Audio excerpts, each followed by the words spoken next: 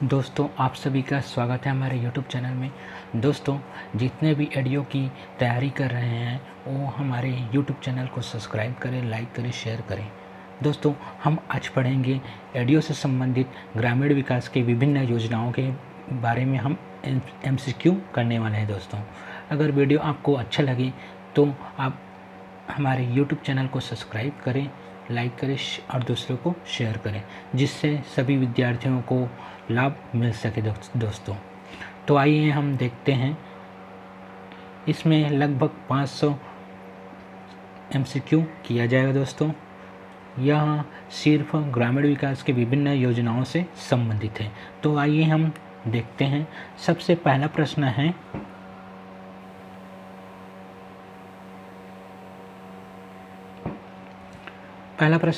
छत्तीसगढ़ में मुख्यमंत्री शहरी स्वच्छता योजना अंतर्गत दाई दीदी क्लिनिक का शुभारंभ किसके जयंती पर किया गया है?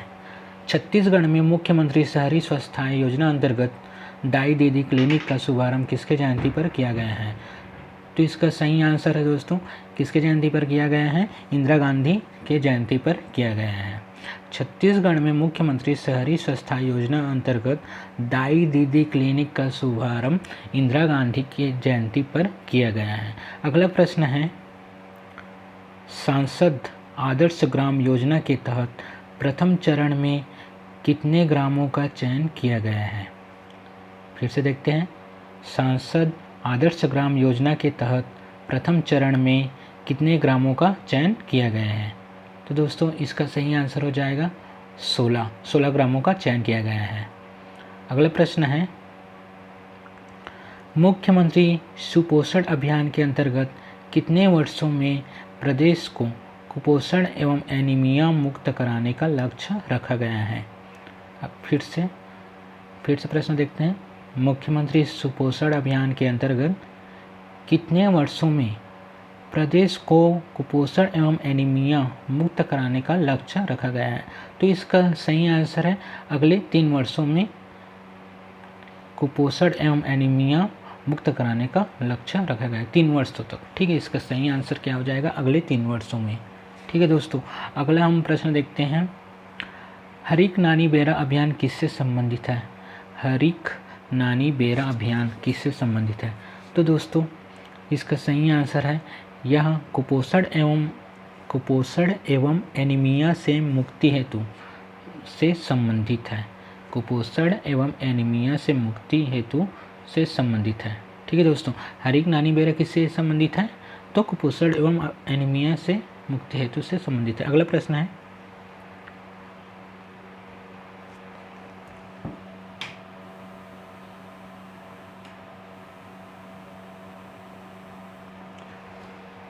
छत्तीसगढ़ सार्वभौम PDS योजना के अंतर्गत प्राथमिकता राशन कार्डधारी परिवार में 2 सदस्य हेतु चावल की मासिक पात्रता कितनी है? फिर से प्रश्न देखते हैं। छत्तीसगढ़ सार्वभौम PDS योजना के अंतर्गत प्राथमिकता राशन कार्डधारी परिवार में 2 सदस्य हेतु चावल की मासिक पात्रता कितनी है? तो इसका सही आंसर हो जाएगा ऑप्शन डी, 20 किलोग्राम। अगला प्रश्न है, इंदिरा गांधी राष्ट्रीय वृद्धा पेंशन योजना के तहत 80 से अधिक आयु वर्ग के लोगों को कितनी राशि पेंशन देने का प्रावधान है? तो इसका सही आंसर हो जाएगा ऑप्शन ए, 650। अगला प्रश्न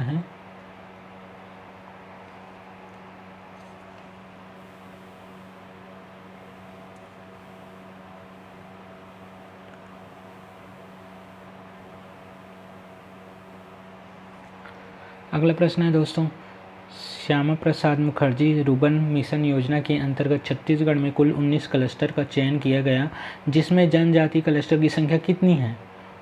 फिर से प्रश्न देखते हैं। श्यामा प्रसाद मुखर्जी रुर्बन मिशन योजना के अंतर्गत छत्तीसगढ़ में कुल 19 क्लस्टर का चयन किया गया, जिसमें जनजाति क्लस्टर की संख्या कितनी है पूछा जा रहा है। तो इसका सही आंसर हो जाएगा ऑप्शन सी, 12। जनजाति क्लस्टर की संख्या कितनी हो जाएगी? 12 हो जाएगी। उसी प्रकार फिर अगला प्रश्न देखते हैं, मुख्यमंत्री बाल हृदय सुरक्षा योजना के तहत किस आयु समूह के बच्चे पात्र हैं? तो इसका सही आंसर हो जाएगा ऑप्शन डी, 0 से लेकर 15 वर्ष के बच्चे पात्र होंगे। अगला प्रश्न है, कौशल्या मातृत्व योजना का प्रारंभ कब किया गया है?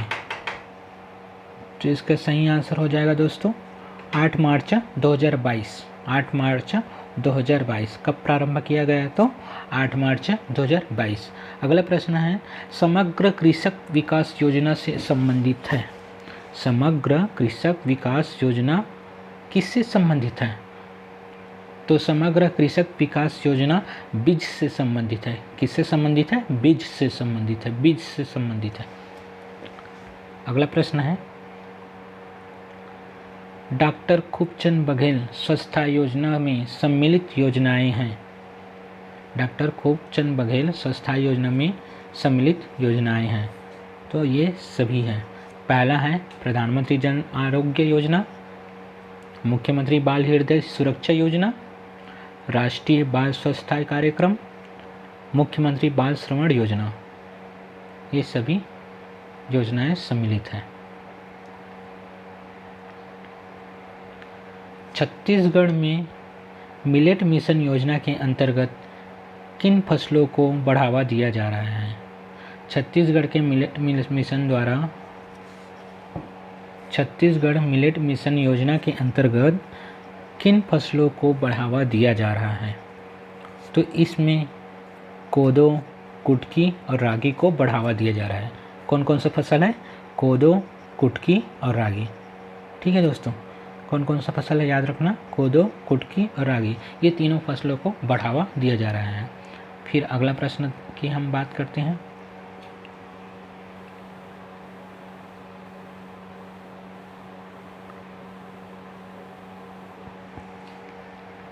अगला प्रश्न है, सुखद सहारा योजना के अंतर्गत पात्रता है। सुखद सहारा योजना के अंतर्गत इसमें से कौन कौन पात्र हैं? तो इनमें विधवा महिला पात्र हैं और परित्यक्ता महिला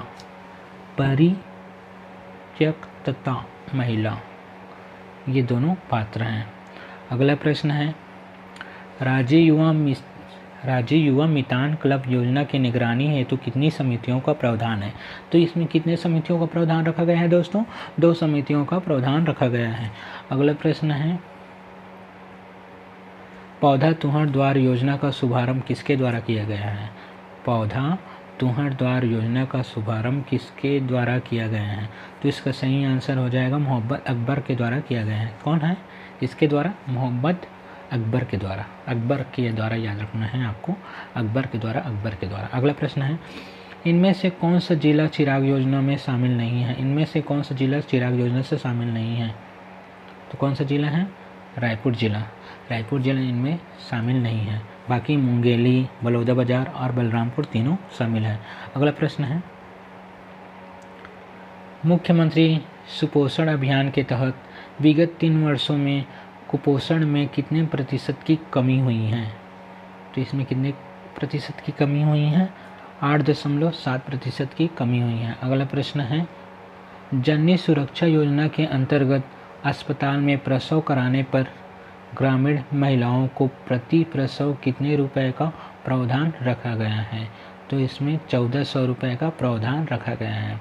एक बार फिर से देखते हैं, जननी सुरक्षा योजना के अंतर्गत अस्पताल में प्रसव कराने पर ग्रामीण महिलाओं को प्रति प्रसव कितने रुपए का प्रावधान रखा गया था?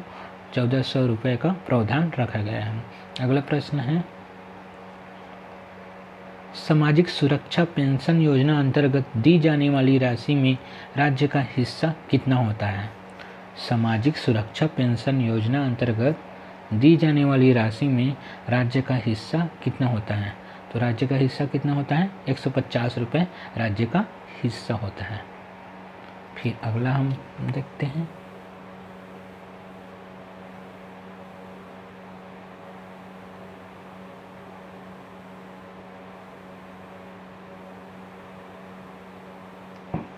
अगला प्रश्न, मुख्यमंत्री मितान योजना का प्रारंभ कब किया गया है? मुख्यमंत्री मितान योजना का प्रारंभ कब किया गया है? तो अगस्त 2020 को प्रारंभ किया गया है। अगस्त 2020 को मुख्यमंत्री मितान योजना का प्रारंभ किया। अगला प्रश्न है, बजट 2022 और 2023 के अनुसार अब तक कितने धन्वंतरी जेनेरिक मेडिकल स्टोर की स्थापना की गई है? तो कितने जेनेरिक मेडिकल स्टोर की स्थापना की गई है? तो 136 जेनेरिक मेडिकल स्टोर की स्थापना की गई है। अगला प्रश्न है, राजीव गांधी किसान न्याय योजना का संबंध किस क्षेत्र से संबंधित है? किस क्षेत्र से संबंधित है? राजीव गांधी किसान न्याय योजना का संबंध किस क्षेत्र से संबंधित है? तो सही आंसर हो जाएगा किसानों को प्रोत्साहन राशि वितरण से संबंधित है। किससे संबंधित है? किसानों को प्रोत्साहन राशि वितरण से संबंधित है। ठीक है दोस्तों, अगला प्रश्न है, इंदिरा गांधी राष्ट्रीय विधवा पेंशन योजना के तहत वर्ष 2021 और 22 में लाभान्वित हितग्राहियों की संख्या कितनी है? तो इसके सही आंसर हो जाएगा 1,95,730। अगला प्रश्न, राजीव गांधी किसान न्याय योजना के अंतर्गत धान के बदले अन्य फसल उगाने पर प्रति एकड़ कितनी सहायता राशि दी जा रही है? तो इसका सही आंसर हो जाएगा ऑप्शन सी, 10,000 रुपये। अगला प्रश्न, छत्तीसगढ़ में कितने जिलों में कोदो कुटकी एवं रागी का उत्पादन किया जाता है मिलेट मिशन के अंतर्गत? इसका सही आंसर हो जाएगा ऑप्शन बी, 14 जिलों में कोदो कुटकी एवं रागी का उत्पादन किया जा रहा है। अगला प्रश्न है, राज्य युवा मितान क्लब के अंतर्गत नगरीय क्षेत्रों में कितने युवा मितान क्लब का गठन किया जाएगा? तो सही आंसर हो जाएगा इसका ऑप्शन सी, 1605 युवा मितान क्लब की गठन किया जाएगा।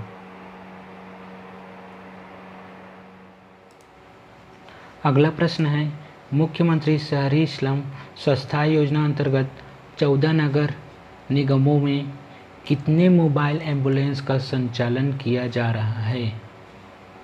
इसका सही आंसर हो जाएगा 60।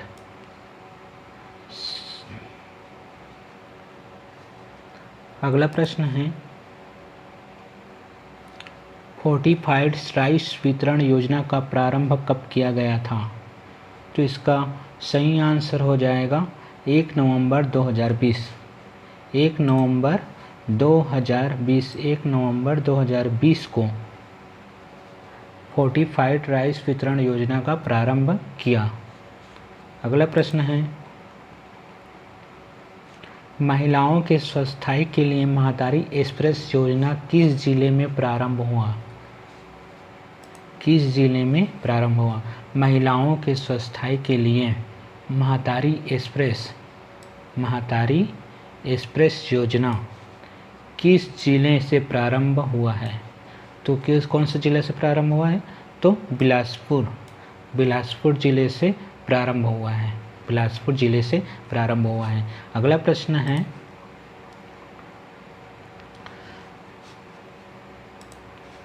छत्तीसगढ़ सार्वभौम पीडीएस योजना अंतर्गत कितने प्रतिशत जनसंख्या परिवारों को खाद्य सुरक्षा प्राप्त हो रही है? खाद्य सुरक्षा प्राप्त हो रही है कितने प्रतिशत? ठीक है, तो इसका सही आंसर हो जाएगा 98% जनसंख्या परिवारों को खाद्य सुरक्षा प्राप्त हो रही है। अगला प्रश्न है, सौर सुजल योजना का मुख्य उद्देश्य है? सौर सुजल योजना का मुख्य उद्देश्य क्या क्या है देखते हैं। तो इसमें से सही आंसर हो जाएगा आपका सिंचाई के लिए सौर पंपों को ऊर्जा प्रदान करना। सिंचाई के लिए सौर पंपों को ऊर्जा प्रदान करना इसका मुख्य उद्देश्य है। किसका? सौर सुजल योजना का मुख्य उद्देश्य है। अगला प्रश्न है,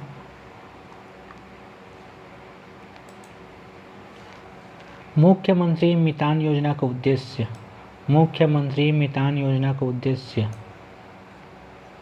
तो इसका सही आंसर हो जाएगा सरकारी सेवाओं की घर पहुंच सेवा। सरकारी सेवाओं की घर पहुंच सेवा। अगला प्रश्न है, इनमें से किस योजना अंतर्गत 12वीं कक्षा उत्तीर्ण छात्र छात्रा को उच्च शिक्षा हेतु आर्थिक सहयोग प्रदान की जा रही है? तो इसका सही आंसर हो जाएगा प्रयास। अगला प्रश्न है,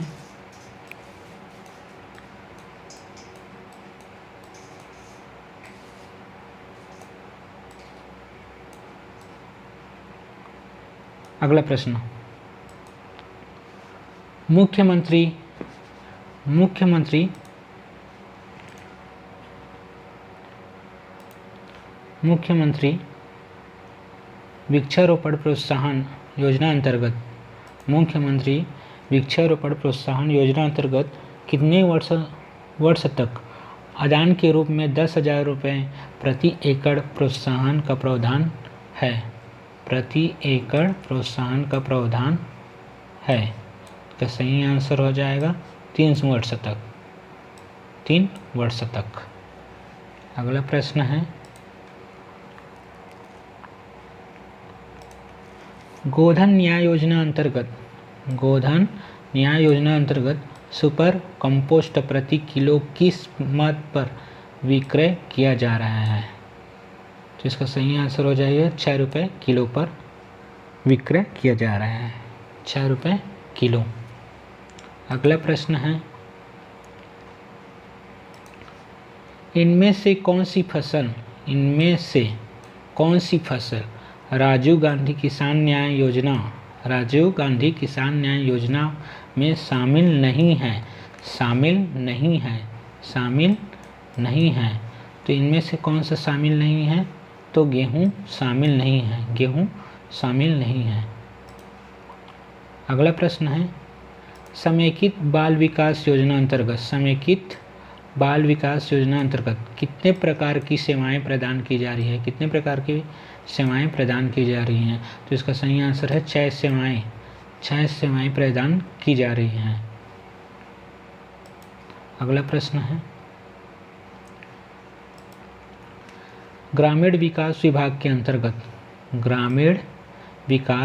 के अंतर्गत संचालित योजनाओं के कूट के आधार पर सुमेलित कीजिए।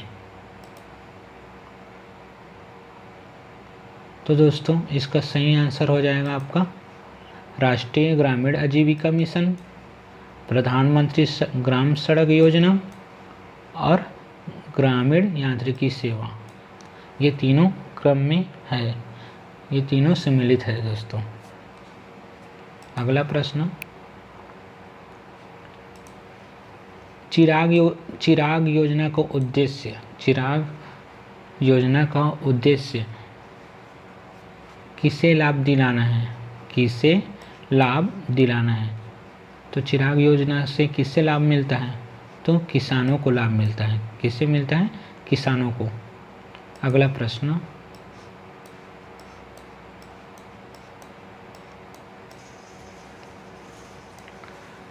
प्रश्न, है ग्रामीण विकास के विभिन्न योजनाओं के उद्देश्य हो सकते हैं। क्या क्या उद्देश्य हो सकते हैं?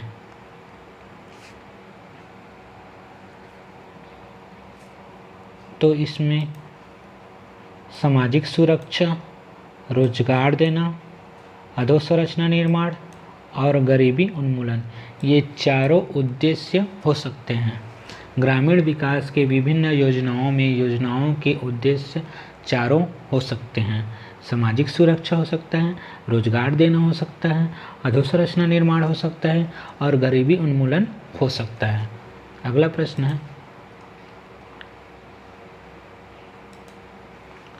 राजीव गांधी किसान न्याय योजना का शुभारंभ कब हुआ? राजीव गांधी किसान न्याय योजना का शुभारंभ कब हुआ? तो कब हुआ था? तो 21 मई 2020 को हुआ था। 21 मई 2020 को हुआ था। अगला प्रश्न है, राजीव गांधी किसान न्याय योजना का शुभारंभ किसके पुण्यतिथि पर हुआ? किसके पुण्यतिथि पर हुआ था? तो राजीव गांधी के पुण्यतिथि पर हुआ था। अगला प्रश्न है, राजीव गांधी किसान न्याय योजना का क्रियान्वयन कौन से खरीफ वर्ष में हुआ है? कौन से खरीफ वर्ष में हुआ है? तो 2019 में हुआ है। अगला प्रश्न है, राजीव गांधी किसान न्याय योजना का उद्देश्य नहीं है, इनमें से कौन सा उद्देश्य नहीं है? तो किसानों की आय की दुगनी करना। किसानों की आय की दुगनी करना ये उद्देश्य नहीं है। राजीव गांधी किसान न्याय योजना का उद्देश्य नहीं है। अगला प्रश्न है, राजीव गांधी किसान न्याय योजना के तहत प्रोत्साहन राशि को सीधे हस्तांतरित किया जाता है तो सीधे बैंक खाते में ट्रांसफ़र किया जाता है। अगला प्रश्न है,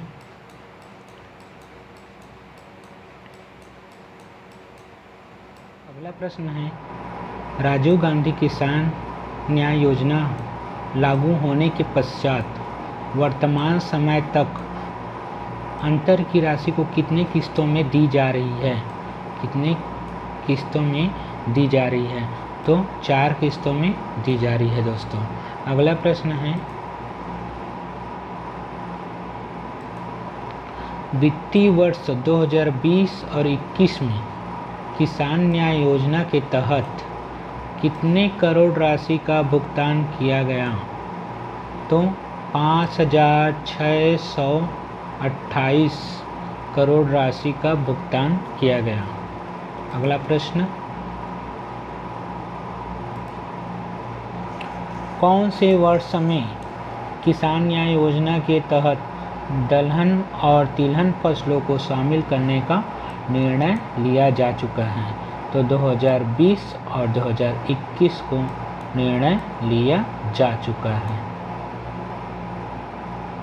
अगला प्रश्न है, राजीव गांधी किसान न्याय योजना का विस्तार कर कितने फसलों को धान के साथ शामिल किया गया है? तो 13 फसलों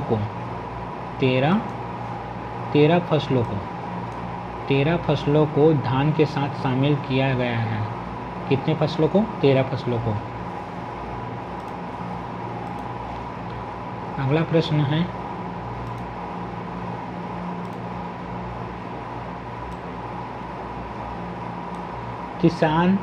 किसान न्याय योजना में धान के पश्चात विस्तार में शामिल अन्य फसलों में कौन सा फसल नहीं है? कौन सा फसल नहीं है? इसमें से सही आंसर हो जाएगा गेहूं फसल नहीं है। गेहूं फसल नहीं है। अगला प्रश्न हो जाएगा, अगला प्रश्न है,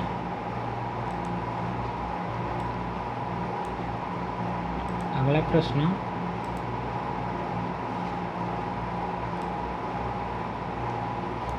किसान न्याय योजना में धान के पश्चात विस्तार में शामिल अन्य फसलों में कौन सा फसल शामिल नहीं है?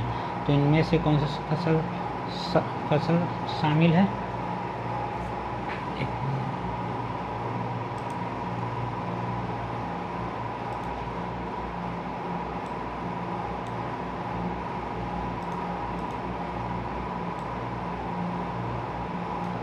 किसान न्याय योजना में धान के पश्चात विस्तार में शामिल अन्य फसलों में कौन सा फसल शामिल है?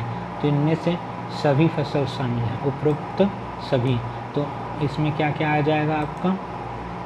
उड़द है, कोदो कुटकी है और गन्ना है, ये सभी आ जाएगा। अगला प्रश्न हो जाएगा आपका, अगला प्रश्न है, धान खरीदी पर धान खरीदी पर न्याय योजना के तहत प्रति एकड़ कितने हजार योजना सहायता राशि दी जाती है? तो कितने दी जाती है? तो 9,000 दिया जाता है। अगला प्रश्न है,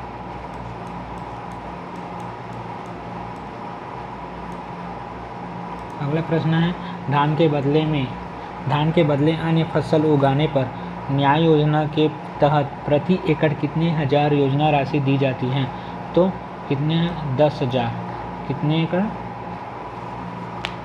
कितनी राशि दी जाती है? कितनी सहायता राशि दी जाती है? तो 10,000 सहायता राशि दी जाती है। अगला प्रश्न हो जाएगा आपका, अगला प्रश्न है, धान या अन्य 13 फसलों के उत्पादन पर न्याय योजना के तहत प्रति एकड़ कितने हजार योजना सहायता राशि दी जाती है? तो 9,000 सहायता राशि दी जाती है। अगला प्रश्न है, बजट 2022-2023 में न्याय योजना हेतु कितने करोड़ का प्रावधान रखा गया है? तो 6,000 का प्रावधान रखा गया है। अगला प्रश्न है, कोदो कुटकी का न्यूनतम समर्थन मूल्य निर्धारित है। तो कितना मूल्य निर्धारित है? 3,000 निर्धारित है। अगला प्रश्न है, राज्य सरकार द्वारा किसानों में प्रति एकड़ कितने क्विंटल धान खरीदी की जाती है? राज्य सरकार द्वारा किसानों से प्रति एकड़ कितने क्विंटल धान खरीदी जाती है? तो 15 क्विंटल धान खरीदी जाती है। कितना? 15 क्विंटल। अगला प्रश्न है, राजीव गांधी किसान न्याय योजना से संबंध में कौन सा कथन असत्य है? तो इसमें से ऑप्शन बी असत्य है। इसका क्रियान्वयन खरीफ वर्ष 2020 से किया गया है। अगला प्रश्न है, न्याय योजना के तहत रागी, गन्ना, मूंग एवं खाली स्थान को भी शामिल किया गया है। तो इसमें सही आंसर हो जाएगा सोयाबीन। अगला प्रश्न है,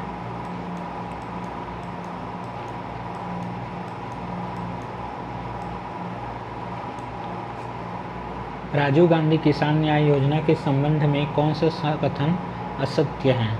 तो इसका सही आंसर हो जाएगा सी, ऑप्शन सी असत्य है। इसके तहत सुगंधित दलहन को भी शामिल किया गया है। अगला प्रश्न है,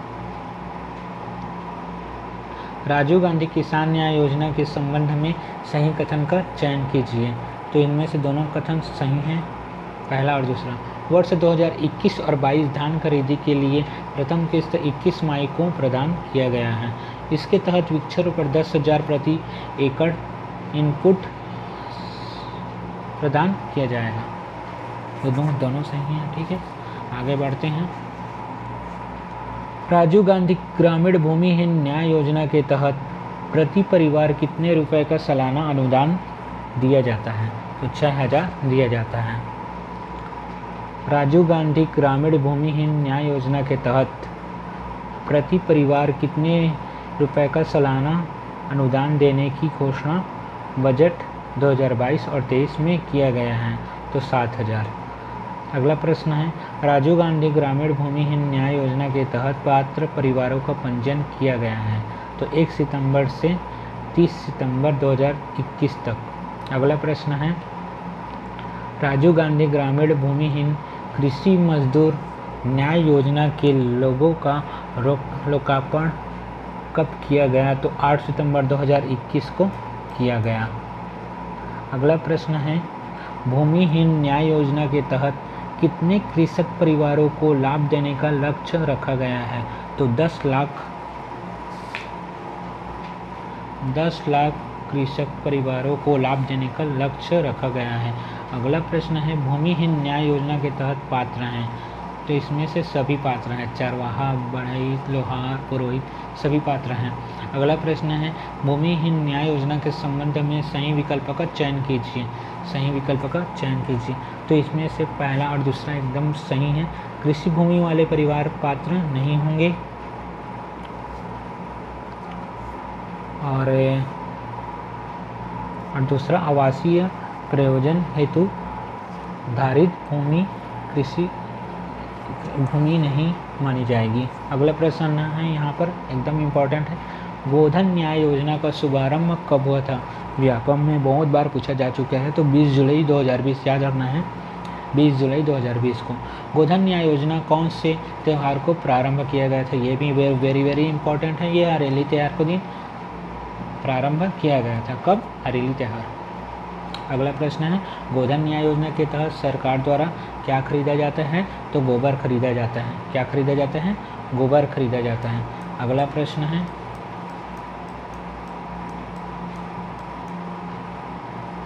गोधन न्याय योजना के तहत किस प्रकार का गोबर खरीदा जाता है? तो किस प्रकार का गोबर खरीदा जाता है? तो अर्धठोस गोबर खरीदा जाता है। छत्तीसगढ़ किसानों में गोबर खरीदी करने वाला कौन से नंबर का राज्य है? तो कौन सा नंबर का राज्य है? तो पहला नंबर का राज्य है। अगला प्रश्न है, गोधन न्याय योजना के तहत किसानों से कितने रुपए प्रति किलो की दर से गोबर खरीदी जाती है? तो 2 रुपये की दर से खरीदी जाती है। गोधन न्याय योजना के तहत वर्मी कंपोस्ट का विक्रय कितने रुपए प्रति किलोग्राम की दर से किया जाता है? तो 100 रुपये की प्रति किलो की दर से किया जाता है। अगला प्रश्न है, गोधन न्याय योजना के तहत सुपर कंपोस्ट का विक्रय कितने रुपए प्रति किलोग्राम की दर से किया जाता है? तो 6 रुपये के प्रति किलो की दर से किया जाता है। अगला प्रश्न है, गोधन न्याय योजना के तहत सुपर कंपोस्ट प्लेट का विक्रय कितने रुपए के प्रति किलोग्राम की दर से किया जाता है? तो 6.50 रुपये की दर से किया जाता है। अगला प्रश्न है,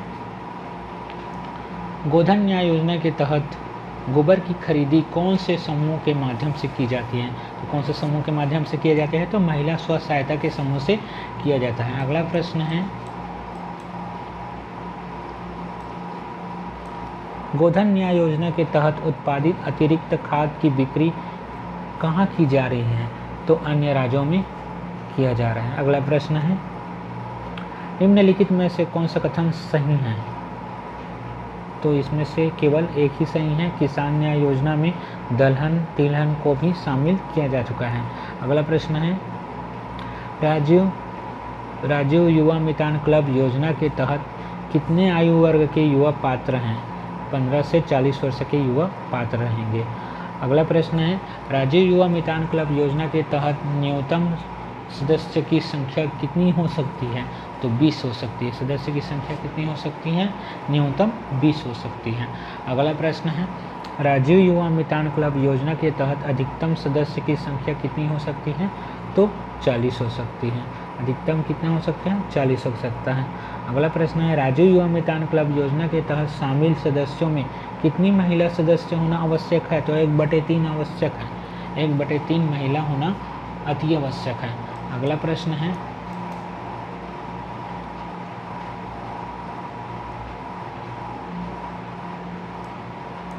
ग्राम पंचायत के प्रत्येक वार्ड में कितना राजीव युवा मितान क्लब बनाया जाएगा? 1। कितना? 1 होना चाहिए। शहर के प्रत्येक वार्ड में कितना राजीव युवा मितान क्लब बनाया जाएगा? तो 1। 2500 से अधिक आबादी होने पर ग्राम पंचायत के प्रत्येक वार्डों में कितने राजीव युवा मितान क्लब बनाया जाएगा? तो 2। कितना बनाया जाएगा? 2। 25,000 से अधिक आबादी होने पर शहर के प्रत्येक वार्डों में कितने राजीव युवा मितान क्लब बनाया जा सकता है? तो इसका सही आंसर हो जाएगा 2। राजीव युवा मितान क्लब योजना के तहत सरकार द्वारा सालाना कितने लाख रुपए देने का प्रावधान रखा गया है? तो 1 लाख देने का प्रावधान रखा गया है।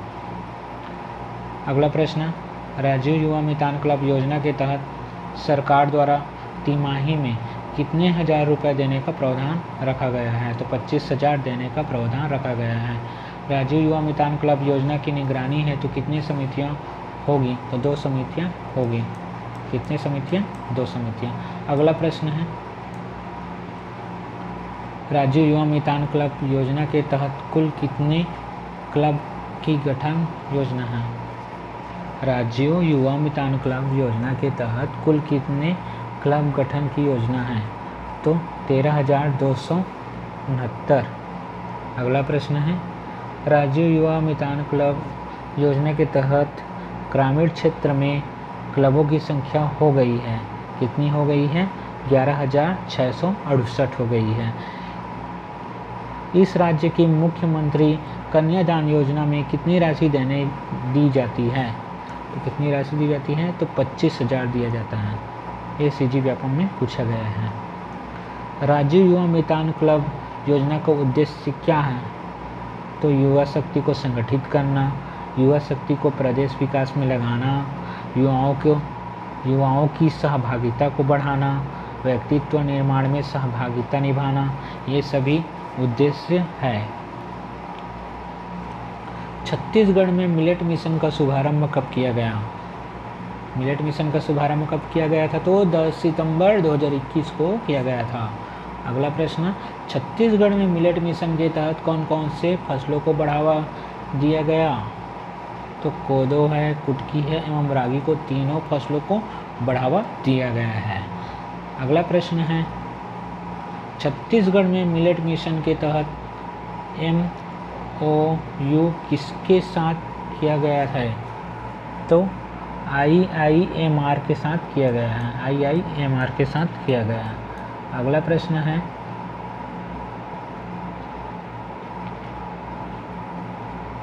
छत्तीसगढ़ में मिलेट मिशन के तहत कितने जिलों को शामिल किया गया है?